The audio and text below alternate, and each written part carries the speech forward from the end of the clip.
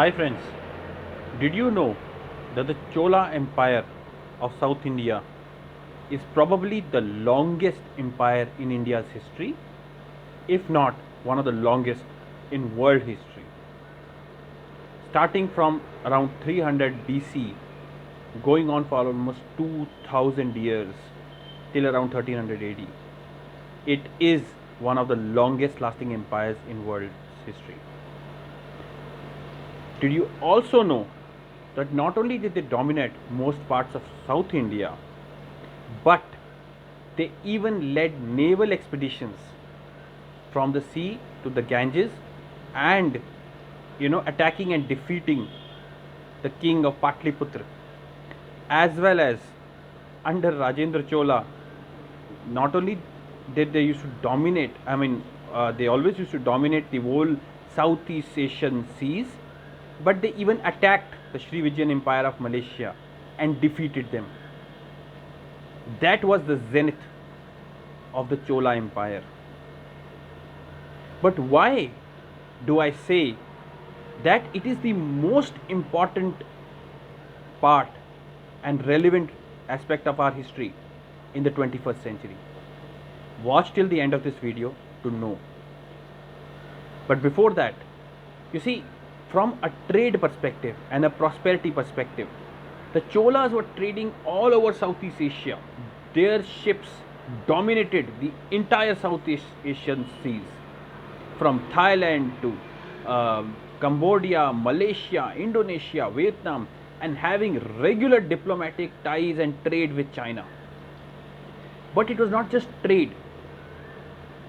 At the peak of the glory under Rajaraja Chola and then his successor Rajendra Chola, who planned and executed an expedition all the way to the Srivijayan Empire of Malaysia, a naval attack that defeated them and established the complete supremacy of the Cholas over the Southeast Asian seas. From a cultural aspect, you see many people in Malaysia, Indonesia, huge chunks of the population trace their roots, and many kings in their history trace their roots to the Cholas. Of course, we all know that they were not just conquerors. Unlike the invaders who came to our country, they were builders. They created beautiful monuments and temples, not just in South India, but in other parts of Asia. Now, I come to the aspect that you would be eagerly waiting for. While these are simple nuggets about Cholas, and there is a lot more to be talked about them, the question is, why are the Cholas so relevant today? Friends, it was around the time that the Cholas started declining that most of South Indian kingdoms had to concentrate on the threats that were coming from the north. You see, as the Islamic invaders from the Delhi Sultanate and the Mughals came down south, and they were threatened for their own survival, and naval power took a back seat. For different reasons, something of similar sorts was happening in Ming China too, and China also retreated from the seas. Mind you, you remember that India is the only country in the world to have an ocean in its name, and the Chola naval power played an important role in that. So while India and China were moving away from naval expeditions, smaller countries in Europe like England, Spain, France were just around the same time starting it. If you read the history of colonization, you would know that the biggest reason, if not the prime reason, why Europe dominated the world was because of naval power. It was only once they had conquered all these lands all over the world, and because they are extremely superior naval forces.